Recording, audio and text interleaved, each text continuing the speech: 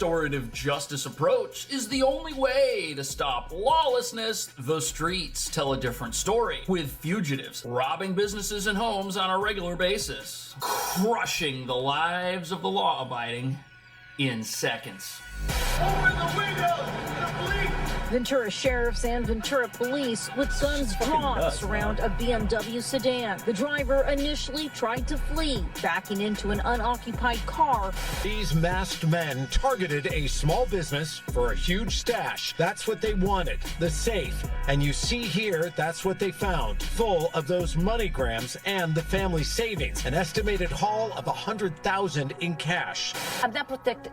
I feel that we're not protected. You feel like your hands are tied. And I'm pretty sure that the police feels the same way. We're the ones who lose. It's hard to believe that everything was taken within a couple minutes, literally in minutes. They came and they took everything from us. Ventura County Sheriff's detectives say one of the men arrested lives in the Da Vinci apartments. Detectives could be seen leaving the building with bags of evidence. I'm not even lying, bro. Break-ins like this are simply just so hard to solve because so many are happening at such a high volume.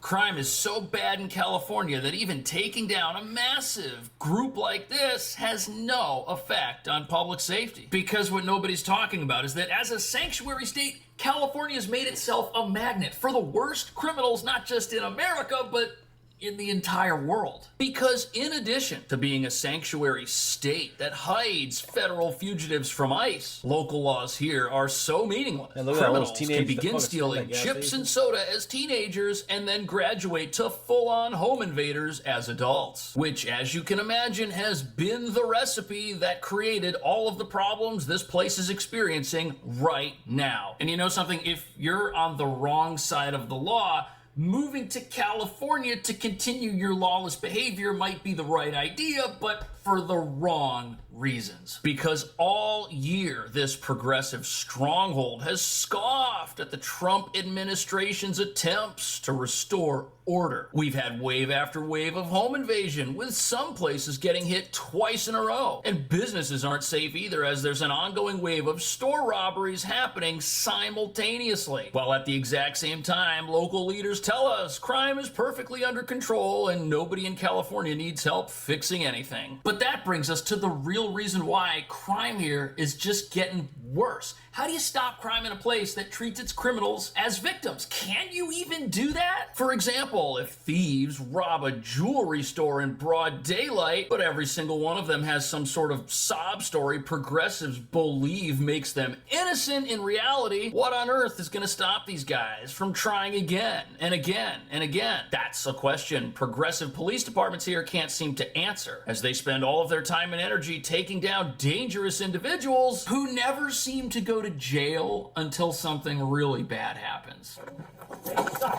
Hey! Get on the ground! Get on the ground! Stay on the ground! Oh, stop! So they got that shoplifter, right? He's in custody. Cuffed. There you go, right in the Problem back of the solved? head. They'll knock him Wrong. Take a look at what happens at the hospital. Watch, just as one officer comes to turn his back, poof, there goes the guy again. Officers now struggling with the man inside of the hallway of that hospital. It's taking multiple officers to try to even get him to the ground, let alone restrain. This is obviously a criminal right with in a the lot fucking of kneecap. He's He's not going to run anywhere anymore. Two different locations. He's going to go down for you to handcuff him. But progressives who There you go. protect people like Take this that will tell you nightstick right any there. of us Start we fucking could bashing one in day those leave fucking our ribs. homes Turn on the way to over. work He and doesn't take a turn over. left turn Bash and in decide to another fucking pursue a rib. life of Turn crime. over. Something criminal sympathizers tell us all of us could be tempted by, which is why they've decriminalized the actions of the guy that just got arrested twice in this video. A preposterous situation that just teaches him he'll get away with whatever he did this time the next time. So that's the foundation of lawlessness in California. But as you're about to see, once a place stacks on top of that sanctuary state status, things just keep going in the wrong direction. Law enforcement arrested 3 members of a burglary crew from South America. America. Police tell us this crew is linked to them back. burglaries across Southern California. Now, 3 people taken into custody around 2 this afternoon on Fremont Street, right in front of the Da Vinci Apartments. In fact, one of the people in custody, detectives say, lives in the apartment complex. Detectives with the Ventura County Sheriff's Department say they've been working this case for some time and decided to make the arrest when they saw the 3 alleged thieves. Taxpayer So dollars. right off the bat, these criminals, they've been breaking into homes and apartments for over a month now, and the news also tells us that they're not from the United States, and here they are committing these home invasions in a place that protects people from deportation and won't turn you over to ICE if they arrest you. Which makes you wonder if the sanctuary status criminals enjoy has anything to do with what attracts them to a place like this, where once they arrive, they find out that local laws are generally powerless to stop criminals because, as the news tells us, there's just so much crime going on all the time, it's impossible to lock up everybody at once. But what's truly shocking is these people, they've been on a spree for over a month, and they had to get to the top of the criminal food chain here to even get any police attention. That's how overwhelmed law enforcement is. But now the problem is these folks are being taken into custody by a legal system that intends to release them as quickly as possible. Up into an unoccupied parked car. That's when they were taken into custody. People who live in the Da Vinci Apartments say they are thankful everything happened without anyone getting hurt. We heard that they tracked down a criminal organization and some of those people were living in our building, so I'm very happy to hear that they've been found out and taken care of. I'd say in general, we don't have really any fear or concern living in this building. Well, look, nobody's got any fear or concern of living anywhere until it's too late. And the real problem is this has not been taken care of. This is a sanctuary state. Every criminal that gets arrested, if ICE knows they're in the country illegally or they're visiting and now because they're committing crimes, they can be deported. If they say, hey, why don't you hold on to these 3 home invaders who've been robbing homes for a month? You know what? The police and the jailers are not allowed to cooperate at all. They have to release those people. They're not allowed to honor those ICE detainers. And this is why you see ICE agents raiding so many businesses in places like California, because they're not allowed to go and get these criminals in the jails after they're disarmed and have already been arrested. They have to track them down when they're in the community, blending in, living seemingly normal lives while they're actually federal fugitives with extremely horrendous rap sheets. But the other problem is even criminals who are in the country legally benefit from the way California operates. Because where else can a 12-year-old kid get away with 6 years of crime, stealing things, and never facing any consequences before they hit 18 years old, at which point they'll be a hardened criminal who's essentially got a master's degree in theft before they've even graduated high school. With a system in place that not only protects criminals, but also trains them and raises them up, it's no wonder we got rampant crime in this place. Now, we haven't confirmed that these people were part of a criminal organization. Detectives tell us that they are all in their 30s, and evidence like camouflage clothing was found in their car. Now, back here live this evening. That's crazy. It's clear, but we do have detectives who are serving a search warrant inside the Da Vinci Apartments at the apartment where one of those men. So, look, if these people have a safe house in this very same building, they got a car full of camouflage clothes, there's a whole bunch of them, I'd say they're definitely part of a criminal organization. Now, although not a whole lot of information has been released about these suspects, this is definitely shaping up to be another I told you so moment, as many an international theft group, as they're called, have been busted in California recently using high-tech equipment to access homes that have security systems in many cases. But the real scary thing is that as the sanctuary state of California attracts as many criminals as possible who tie up police, force endless investigations because there's just elevated lawlessness everywhere, a situation now exists where the level of criminality goes way up and the level of police either stays the same or drops, which, as you're about to see, has a predictable effect on many neighborhoods. These masked men targeted a small business for a huge stash and an even bigger impact on a South LA community. We're the ones who lose. Yeah, we're the ones who lose. Pichente Tax and Multi-Services helps those who live in a neighborhood where help is not easy to find. People who need insurance, tax consulting, and money grants. This is my dad's life. This is 15 years worth and over of, our hard work. It's So this business, it's been around for 15 years.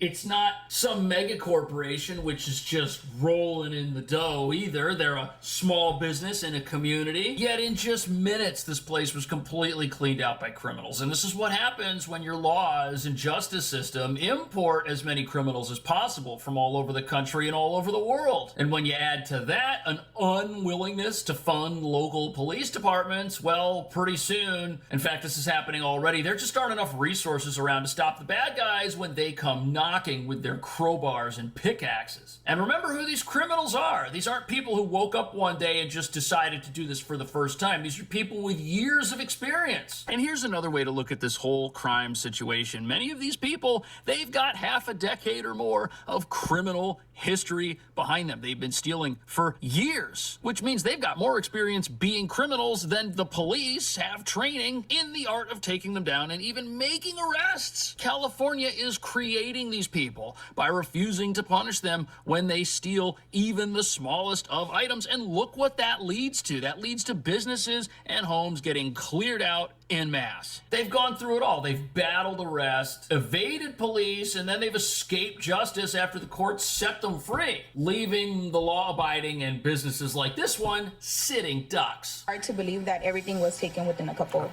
minutes, literally in minutes. That would fucking they came in and suck, took dude. everything Everything was from us. gone. And the new surveillance cameras Jennifer Picente's father installed capture what's now put the family business on the brink. The burglars broke through walls of an adjoining business to gain access. They made holes. They broke into two businesses. They brought like a saw to drill through the safe. Yep, that's what Terrible. they wanted, the safe. And you see here, that's what they found, full of those MoneyGrams and the family savings.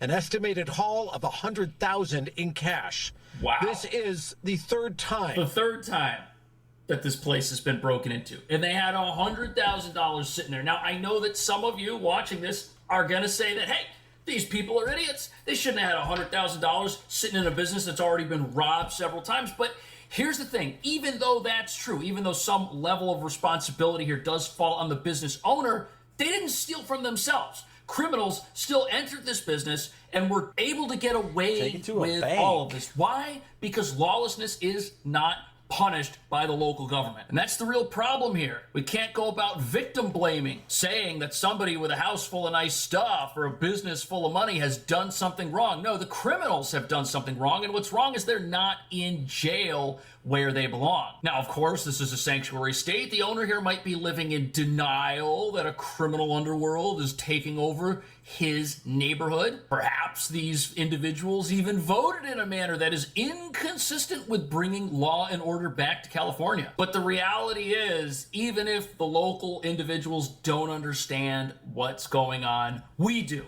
We can see that criminals get a full training program from by the time they're old enough to walk to when they're big enough and strong enough to use a crowbar to open the office door of your business and steal $100,000. The business has been burglarized here on Compton Avenue. I know that this is Compton and everybody gets broken into. It's just like another day for them, and to us it's like our life. But it's not 3 and out for the Pichentes. Honestly, for my family, it's devastating, and we're gonna try to like push through it and still work. The business will stay open to help the community, but now asking the community help them. That would honestly mean the world to us and help us like push through this. You know what's so stupid about this?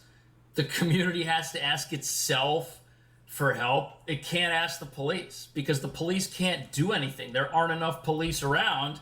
And the real problem is that as you attract criminals to your community, eventually the people you're asking for help are going to say, oh, your business needs help. Oh, it gets broken into a lot. Oh, the police don't come. Oh, that's good information. This is a terrible situation. And the reality is, without jails, without people in those jails who've been convicted of crimes, this whole cycle is going to continue. People are going to continue doing things like shoplifting. They're going to do it so much that they then decide to go after bigger fish, to do break-ins with tools that you use to climb a mountain. They'll break into homes multiple times in a row. And even with all the security cameras in the world, all we have is proof that things here aren't working at all and are only getting worse. What do you think about all this? What do you think about the lawless taking over these sanctuary cities? Are criminals better off committing crime in a place that doesn't punish them, or in a place like Florida, where it's a short trip from the courtroom to Alligator Alcatraz and then you're deported. Let me know. Thanks for watching. All I know is shit's getting fucking crazy, bro. Like, that's all I fucking know.